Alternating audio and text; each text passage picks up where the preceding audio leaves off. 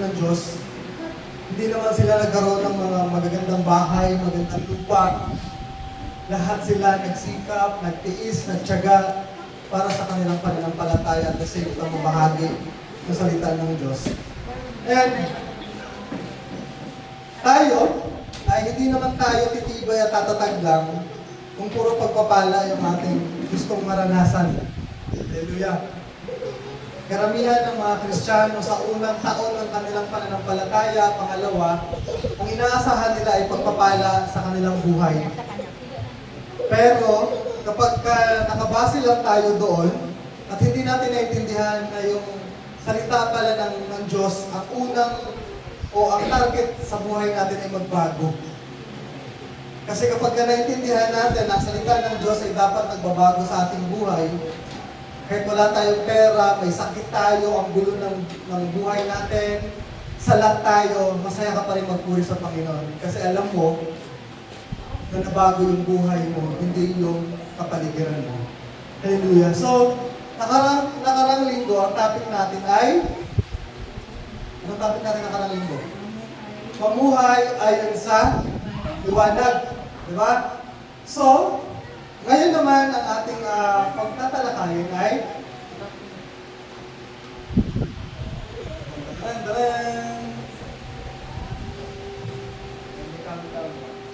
So, ang title natin ngayong hapon na to ay Ang Mga Anak ng Diyos. Hallelujah! Pakitanong kayo sa katabi mo, kaninong anak ka ba? Kapag sinabing anak tayo ng Diyos, hindi totoo yung putok sa kawayan. Nung elementary kami, may sikat na kwento. Putok sa kawayan. Si malakas at si maganda.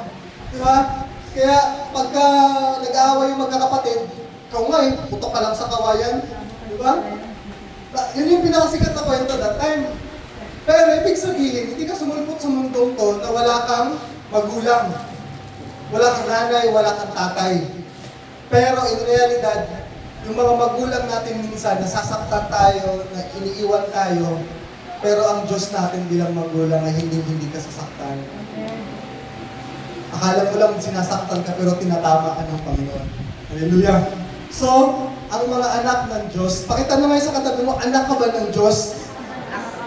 Kung sumagot ka ng hindi ko alam po, hindi pa ewan, hindi ko alam pa rin yung anak yan. Basta anak ng Diyos yung pag-uusapan natin ngayong hapon na to. Bago tayo magsimula, manalangin tayo. Panginoon, marami pong salamat sa hapon na ito.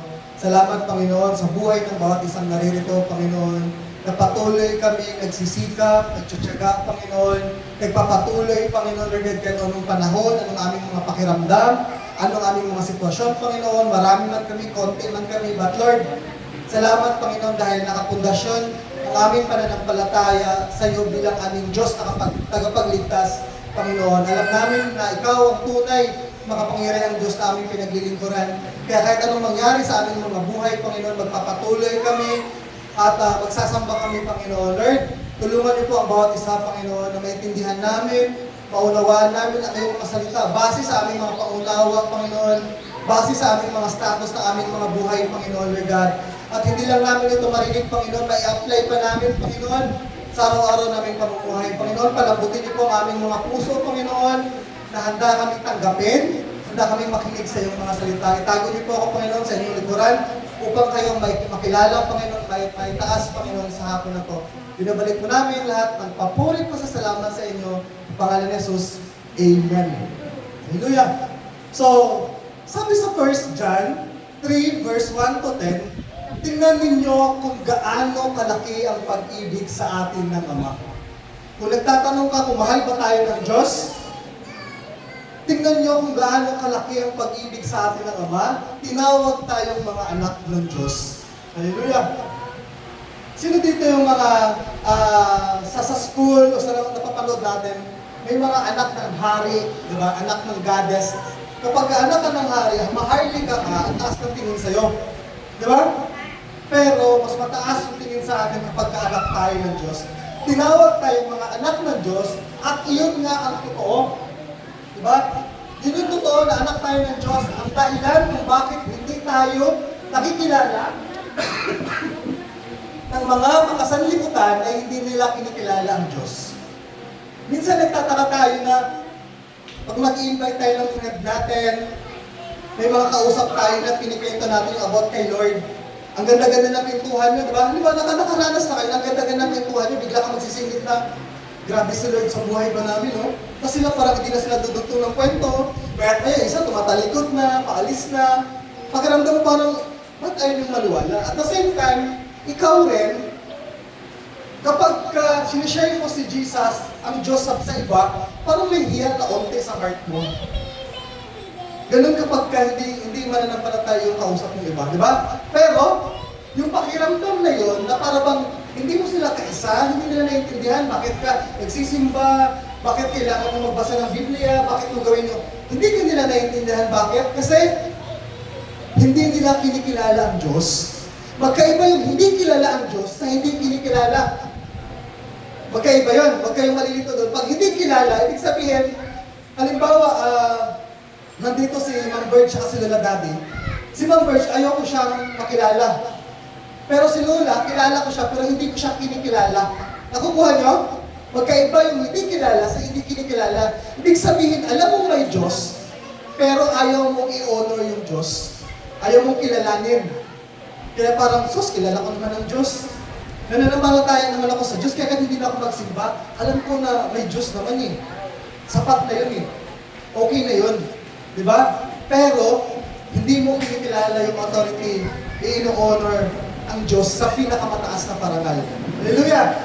So, maliwanag dito na gaano kalaki ang pag-ibig sa atin ng Ama. Ibig sabihin, ang tinutukoy dito na mahal na mahal tayo ng Diyos Ama, kaya binigay ng kanyang bugtong na anak. Yun yung pagpapakita, di ba, ng pagmamahal niya sa atin. At tinawag tayong mga anak ng Diyos. So, pakisabi sa katabi, anak ka na ng Diyos. So, kaninong anak ka dati? Di ba? So, next, sabi sa 2, mga minamahal. Di ba tayo to? Mga, lahat tayo. Mga anak na tayo ng Diyos ngayon. Ngayon, anak na tayo ng Diyos, yung mga dating ikaw, dating pagkatao mo, hayaan mo na yun. Ang importante ngayon. Hallelujah! Ngunit hindi pa nahayag ang magiging kalagayan natin. Ibig sabihin ay, pagdating pa ni Jesus yung magiging kalagayan natin, kahit na maglakad ka dyan, kausapin mo lahat ng tao, darating na si Jesus, magsisi na kayo, darating na siya, yung iba dyan hindi maniniwala sa'yo. Kasi, kailan siya darating, di sana dapat dumating na siya, tagal-tagal na. Imagine nyo kung si Lola narinig niya nung mga bata-bata pa siya, or yung medyo less pa yung edad niya na paparating na si Jesus, magsisi na kayo. Hanggang ngayon si Lola 18 na, yun pa yung naririnig niya. Kailan ba talaga? Diba? Kaya yung mga tao na parang sobrang generic na siya. Pag sinabing generic, lagi mo lang naririnig. Parang, kailan ba talaga darating? Diba? Ngunit, alam natin sa pagdating ni Kristo, tayo'y magiging katulad niya. Diba? Sapagkat makikita natin kung sino talaga siya. Hallelujah! Kahit gaano kabuti yung tao na yan, hindi pa rin siya kakapantay sa kabutihan ng Diyos, ni Jesus. Kaya kung ano yung pinakamagandang nakita natin dito, pinakadakila na-experience natin dito sa lupa, hindi pa yan makakapantay. Wala pa sa kalingkingan sa pagdating ni Kristo. Napapansin nyo, ang ginamit na term dito ay Kristo. Di ba kayo nagtaka bakit dapat Jesus? Ha? Bakit kaya? Natingin nyo. Ini-emphasize kasi dito na, ibig sabihin kasi ng Christ is anointed one. Sa panahon ngayon, maraming nagkiklaim na anointed one. Don't touch the anointed. Don't touch the anointed. Kapag sobrang galing ng pastor na to, ang bless mo kapag siya yung nag-preach, don't touch the anointed. Na para bang pinalitan niya na yung posisyon ni Jesus. At ang daming simbahan na kapag sobrang honor nila sa tao na to, parang nakakalimutan nila na si Jesus dapat yung nagiging center ng ating pananampalataya. Although ako yung pastor ng simbahan ito, pero katulad nyo rin ako na nag-aabang sa pagdating ni Kristo balang araw. Hallelujah! Ibig sabihin, Pinapaalalahanan tayo dito na si Jesus lang anointed one. Walang kung sino mang tao dito sa lupa na pwedeng pumalit nun. Si Jesus lang yun.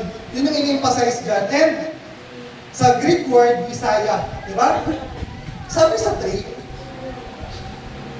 kaya ang sino mang may ganitong pag-asa kay Kristo, nagsisikap na maging malinis tulad niyang malinis.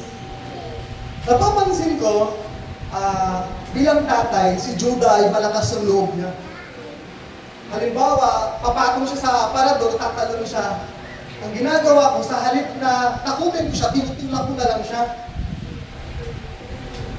Para sabi ko, ang hirap ng akyat eh, tinutulak ko na lang, tapos sasalayin ko lang sa baba. And si Luella, mahina yung loob niya. Nakita niya na parang, kaya pala ni Judah yun. Ang gagawin ni Luella, itatry niya rin para ma-experience niya. Karamihan sa mga anak natin, kung may mga anak kayo, or sa mga wala pang anak, may nanay at tatay kayo, may pinagmanahan kayo.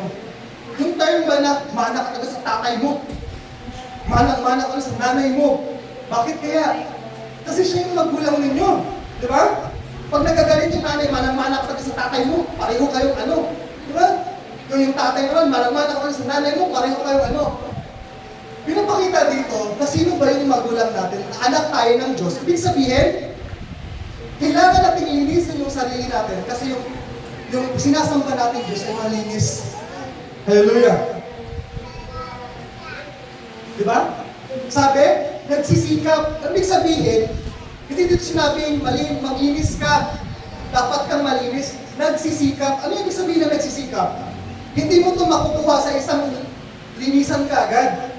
Ibig sabihin na nagsisikap, yes, itong katawan na ito ay nagkakasala, kaya kailangan araw-araw natin nililinis.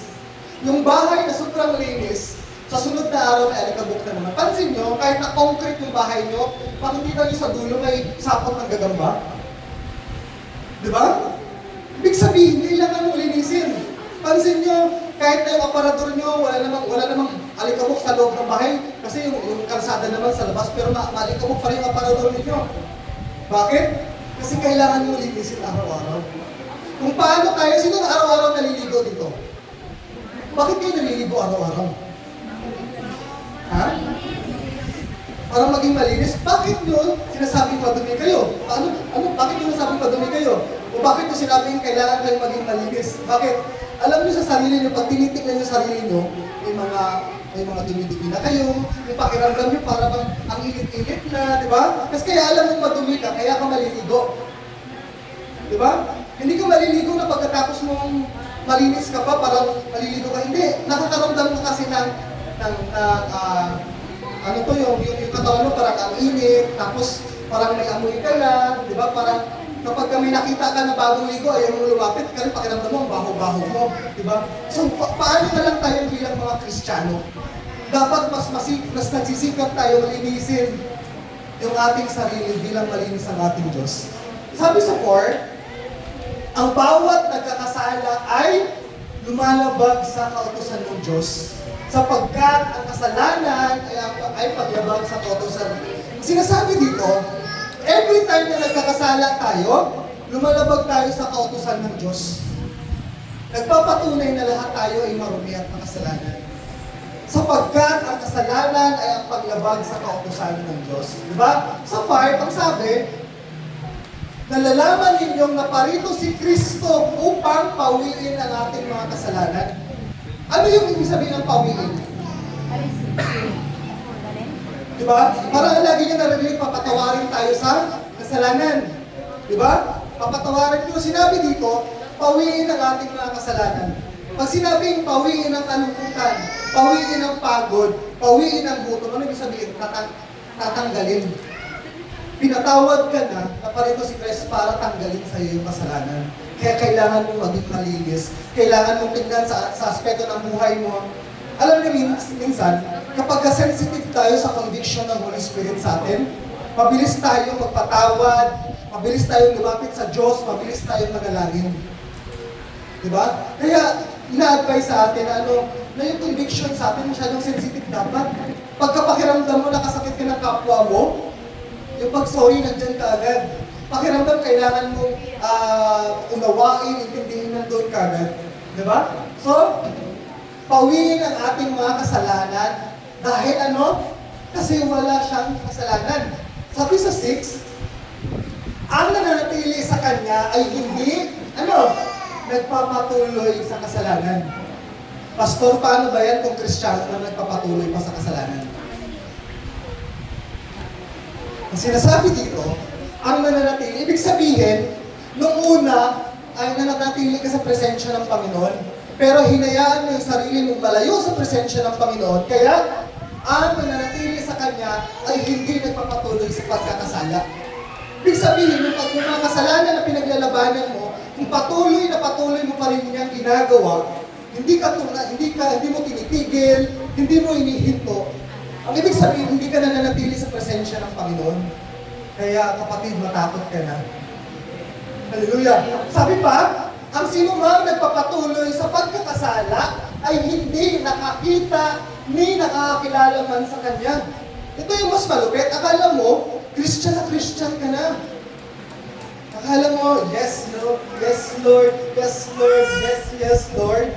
Diba? Pero, nagpapatuloy ka pa rin doon, kasi sinasabi dito, hindi mo daw talaga nakita o nakikilala man ang Diyos. Kaya paulit-ulit natin sinasabi kung ano man yung mga bagay na yan, na yung conviction mo, sinasabihan na parang hindi tama. Alam mo, minsan, nakakatuwa tayo ng Kristiyano. Alam na natin hindi tama, pero pinaglalaban pa naman natin. Ay, wala lang naman to. Simple lang naman to. Okay lang to. Pero alam mo sa sarili mo, hindi na tama eh. Alam mo sa sarili mo, hindi na sa Panginoon yun. Diba? Kaya, ang nanatili sa Kanya ay hindi nagpapatuloy sa pagkakasala. Kaya kung nagpapatuloy ka pa sa mga pagkakasala na yan, hindi ko alam kung kanino anak ka. Hallelujah! Sabi sa 7, mga anak, kanina, mga minamahal, kapag sinabing mga minamahal, lahat tayo. Pero hindi tayo lahat nagmamahal sa Diyos. Diba? Dito, ang tinutukoy yung mga anak, halimbawa, sinula daddy, mga apo, ang magiging mga apo niya lang dito, ako, yung mga pinsan ko na yan. Hindi niya magiging apo si Yasmin kung sinabi niya, mga apo. Kasi ang apo niya lang talaga ay kami. Ibig sabihin dito, yung mga nakaka-recognize sa ating Diyos, mga anak, huwag kayong palilinlang kanino man. Hallelujah! Ang sinumang gumagawa ng matuwid ay matuwid din tulad ni Kristo. Ibig sabihin, lahat ng mabubuti, lahat ng maayos mong gawa, hindi mo yan ginagawa kasi kaya mong gawin. Tinutulungan ka ng banal na Espiritu sa'yo, na nandyan sa'yo, upang maging matuwid ka tulad ni Kristo. Sabi sa 8, ang nagpapatuloy sa pagkakasala ay, Hampon ng Diablo. Hindi ako nagsabi na yung salita ng Diyos. Grabe naman si Pastor. Kampon talaga ng Diablo. Anong gawin natin? Diba? Yun yung nakasulat. Nasabi dito, kung kanina ang nagpapatuloy sa kasalanan ay hindi nananatili. Diba? Pakibalik nga, Mami. Napansinin nyo to, ha? Kung kanina,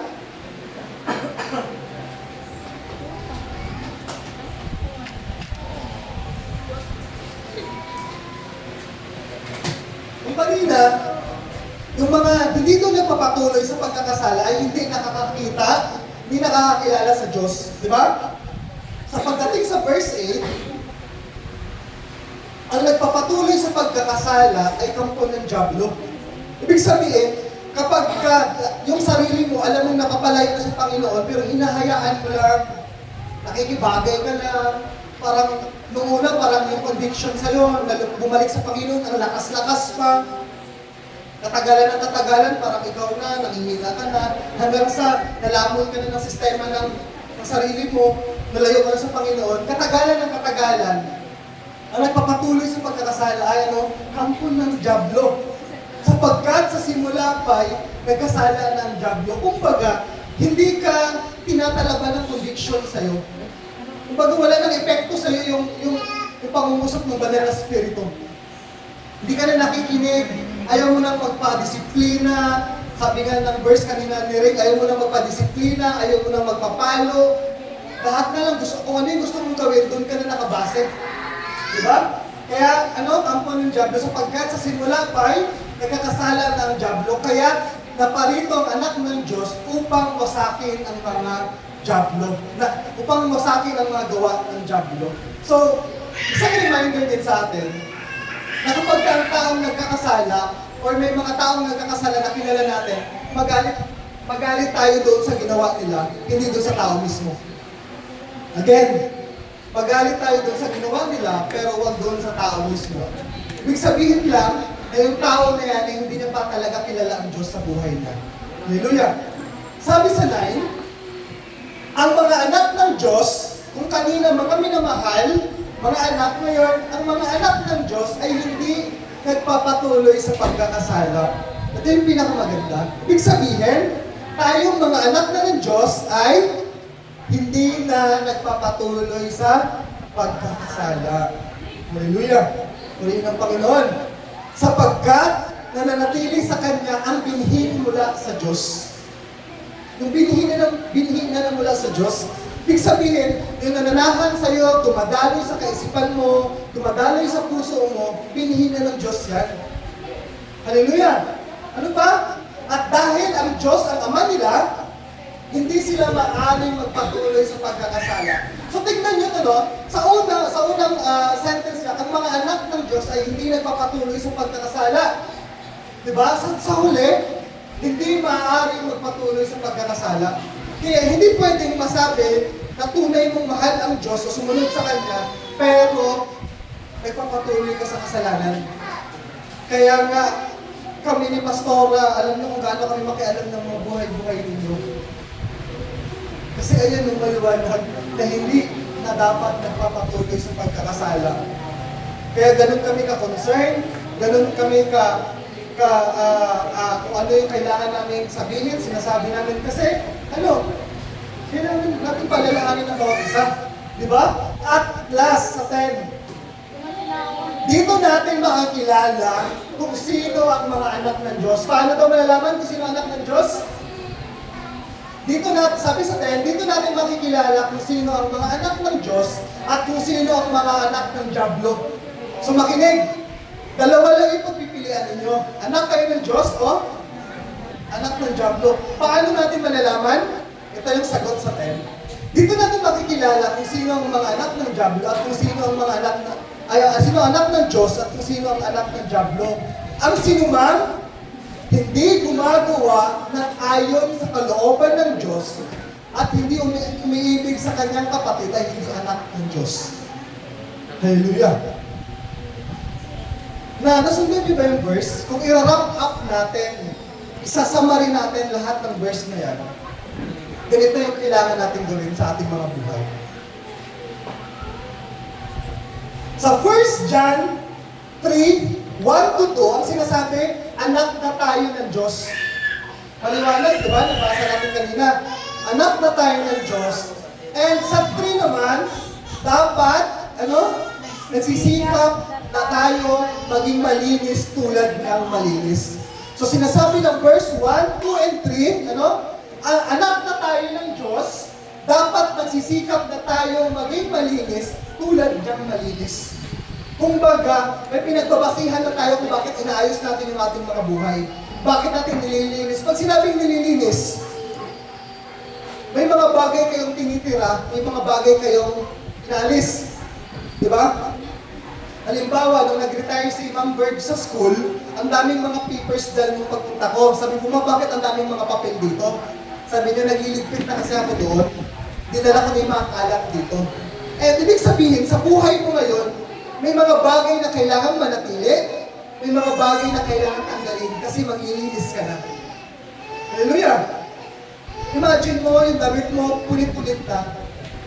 Alisin mo na yun, pero yung mga damit mong ayos pa, iiwan mo yun. Ibig sabihin, anak na tayo ng Diyos, dapat nagsisikap na tayong maging malinis tulad niyang malinis. Pangalawa, sabi sa 5, naparito si Kristo upang pawiin ang ating mga kasalanan. Sabi sa John sa 4, sapagkat ang kasalanan ay paglabag sa kautusan. Dumating si Kristo para linisin, pawiin yung ating mga kasalanan. Bakit? Kasi yun yung umahad lang. Yun yung paglabag natin sa kautusan. Gusto tayo linisin ng Panginoon. Gusto kang linisin ng Panginoon. Kaya narinig mo to ngayon kasi tama yung umpisahan mo. Yung mga bagay na gusto mong alisin sa buhay mo, gusto mong itama, ito yung affirmation na alisin mo na talaga yan. Hallelujah! Naparito si Kristo upang pawiin ang ating mga kasalanan sapagkat ang kasalanan ay paglabag sa kautusan. And next, nasusundan niyo ba yung verse? Sa 7, ang sinumang gumagawa ng matuwid ay matuwid tulad ni Kristo. Diba? At ang nanatili sa Kanya ay hindi nagpapatuloy sa pagkakasala.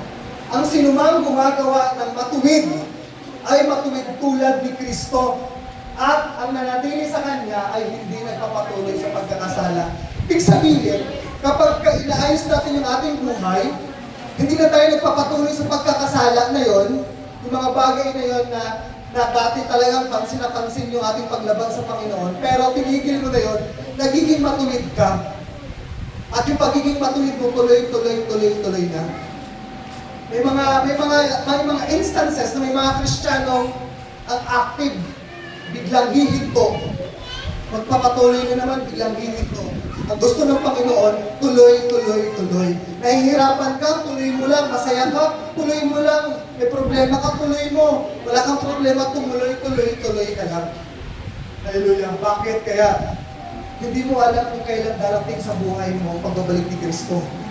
Paano? Kung nung mga panahon napagod ka, nagpahinga ka sa pananampalataya mo, doon bumalik si Jesus. Hindi mo pwedeng sabihin, wala kang timeline, wala kang date, time sa sarili mo na, last 30 days ko na lang sa mundo, mawawala na ako, kaya kailangan magsikap na ako. Wala. Di ba? Hindi natin hawak yung buhay natin, hindi natin hawak kung ilan na lang yung araw ng mauna pa tayo mawala sa mundo na to sa pagbabalik ni Jesus. Mas maunang babalik si Jesus kumpara sa pagkawala natin sa mundo to. Hindi natin alam. Kaya kailangan natin magtuloy-tuloy. Kung sino mang gumawa ng matuwid, ay matuwid tulad ni Kristo, at ang nananatili sa Kanya, at ay hindi nagpapatuloy sa pagkakasala. As long as nananatili tayo sa presensya ng Panginoon, itigil na natin yung mga bagay na hindi nakakapagluwalhati sa Panginoon. And, ano pa? Sabi sa 9, ang mga anak ng Diyos ay hindi nagpapatuloy sa pagkakasala. At ang nagpapatuloy sa pagkakasala ay kampo ng dyablo. Ulitin natin. Ang mga anak ng Diyos ay hindi nagpapatuloy sa pagkakasala. Ang nagpapatuloy sa pagkakasala ay kampo ng dyablo. Sobrang daling intindihin. Ibig sabihin, kapag hindi ka na nagpapatuloy, anak ka ng Diyos, pinaglalabanan mo, sinisikap mo, di ba? Binabattle mo sa panalangin, binabattle mo sa fasting, lahat ginagawa mo, talagang mawala sa iyo yung bagay o yung pagnanasa na yun, talaga pinapakita mo anak ka ng Diyos. Pero kung hinahayaan mo na yung sarili mo, hinahayaan mo lang, hindi ka anak ng Diyos. At ang masakit nito, mahirap tanggapin, mabigat tanggapin, ayaw mo tanggapin, pero ang nagpapatuloy sa pagkakasala ay kampon ng dyablo. And, lastly, sino ang anak ng Diyos? Sabayo ko itong iba. Tapos na natin, no? Sabayo ko kayo. Sana wag ako titigan ni Pastor. Sana wag ako titigan. Simple lang. Sino ang anak ng Diyos? Ang may mga binhing mula sa Diyos. Malalaman sa laman ng puso mo, sa ginagawa mo, kung anong binhing meron sa iyo. Nakatry na ba kayong kumuha ng bayabas sa puno ng santol? Ha? Diba? Amazing ba? Nakatry na kayong mamitas ng papuan pero yung puno niya buko? Hindi, di ba? Hindi. Diba? Bakit? Bakit hindi nangyayari yun? Ano ba yung binhi niya? Kapag nagtanim ka ng ampalaya, tutubo niya, hindi pipino. Ampalaya, yung nagsabing pipino yung tinanim niya, nagkamali siya ng dampot ng buto. Baka minsan, or baka akala natin nakatungtong tayo sa pundasyon ng Panginoon, pero hindi pala. Lagi natin tandaan kung ano yung lumalabas sa buhay natin, yung nakikita sa atin, yun yung binhi na meron tayo. At doon nakadepende kung kaninong anak na tayo. So, sino ang anak ng Diyos? Ang mga may binhi mula sa Diyos. Diba? And sunod, sino ang hindi anak ng Diyos? O baka may magturo dyan sa inyo. Iyan po siya, oh. Lakas magturo, eh, no? So, sino ang hindi anak ng Diyos? Ang hindi umiibig sa kanyang kapatid. Diba?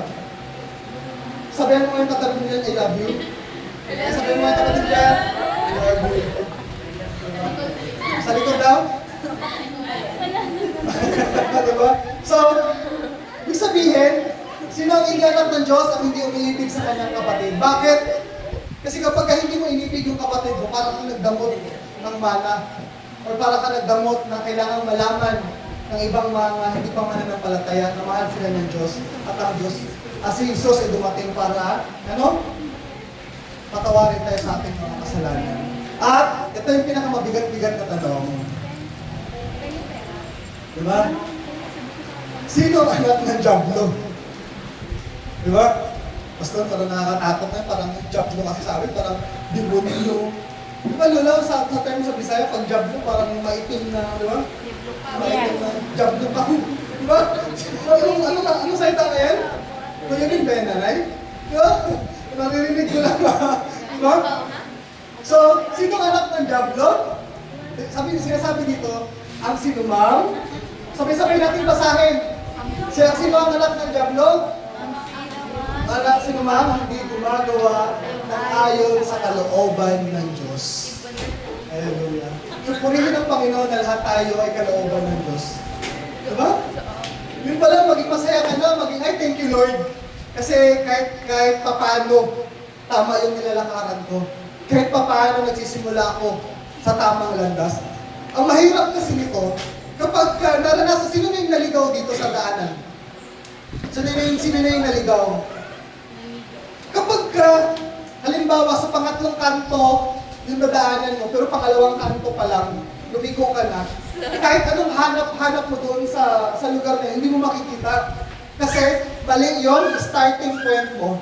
Sa pagiging Kristiyano, no, napakahalaga sa paglilingkod natin sa Panginoon na tama yung starting point natin. Sabihin mo nga, starting point. Kapag tama yung starting point mo, makakarating ka doon sa end point ng tama. Kahit na yung kalagitnaan medyo, ay parang mali ito, ay parang tama ito, ay parang mali ito. Pero, makakarating ka sa dulo. Bakit? Tama kasi yung umpisa mo. Hallelujah! At the same time, sa ating pagtatapos, ang iklinan, no? Pero may mga jablo-jablo na pala tayo nagagawa. Pag-isipan, di ba? Sabay-sabay nga natin pag-basahin. 1, 2, 3, go! Kung ang pag-unawa mo sa salita ng Diyos ay hindi nagdudulot ng pagbabago sa iyong buhay, maaaring mababaw pa lamang ang iyong pagkaunawa sa kanyang mga salita. Hallelujah! Walang ibang gustong maging response, maging application ng salita ng Diyos, kundi mabago ang ating buhay. Naalala ko may isang pastor na nagkwento about sa member na. Kumbaga nag-testimony kasi siya. Sabi niya, na-disgrasya siya after 6 months bago siya testimony. And sa loob ng mahabang panahon ay leader siya ng church, musician din siya, at talagang dedicated siya. Talagang masasabi kung titingnan yung buhay niya, talagang committed siya kay Lord. Talagang makikita na ginagawa niya lahat ng bagay. Sipag-sipag niya, sikap-sikap niya. And one time, habang papunta siya sa church, umuulan, na-aksidente siya. At nung na-aksidente siya, at malala yung tama niya, at dinadala siya sa hospital, nakumatos siya ng ilang araw. Yung habang habang nakumatos siya, nanaginip siya, kumbaga, di ba pag kumatos, nakatulog yan, di ba? And yung diwa niya, parang totoong nangyayari. At ang nangyayari ay umangat daw siya galing sa lupa papunta sa langit. Pagdating sa langit, nakita niya yung hagdanan, parang stairway to heaven, na ang liwanag, at alam niya na, Lord, alam ko, papunta na akong heaven. Excited na excited siya. Masayang masaya siya. And paglakad niya, tuwang-tuwa siya kasi habang nilalakad niya, ang liwanag daw ng kapaligiran, ang ganda ng paligid, alam niya na papuntang langit yun. At nasa heart niya na pagtapos ng hagdanan na yun, yung daanan na yun, ang end point na makikita niya si Jesus, nang ini-expect niya na parang malaking cloud sa harapan niya, tapos i-welcome siya. Habang naglalakad siya, tuwa siya, excited siya. Hindi niya alam kung saan ilagay yung kasiyahan niya, parang sasabog yung puso niya. The same time, habang naglalakad siya, nakarating na siya doon. And pagdating na, kaya ito na lang yung last na step na, nakita niya yung ine-expect niya na parang bulwagan na wini-welcome siya. Tapos excited siya na yung mukha ni Jesus parang nagiging totoo na, naging realidad na. Ngayon, pagdating niya doon, nagiging form na siya ng mukha ni Jesus. Tuwang-tuwa siya. Sobrang excited niya talaga. Sabi niya, ito na talaga yun. Thank you, Lord. Ito na talaga yun. And nung na nagiging mukha na ni Jesus, biglang may humila sa kanya na sobrang dilim pabalik. Tapos nagising siya sa kumatos niya. At nung pagkagising niya, ang gusto niyang mangyari sa buhay niya, gusto kong aminin na yung mga secret life sa buhay ko. Yung mga bagay na tinatago ko. At after 6 months na okay na siya, nakalabas na siya sa hospital, nag-testimony siya. Pinatunayan niya na kung gaano daw siya ka-committed sa church, sa lahat ng ginagawa niya, pero may mga part ng buhay niya na hindi niya sinurrender kay Lord. Karamihan sa atin, alam na natin kung sino si Jesus. Alam na natin na may Diyos na darating, alam natin na may langit at may impyerno.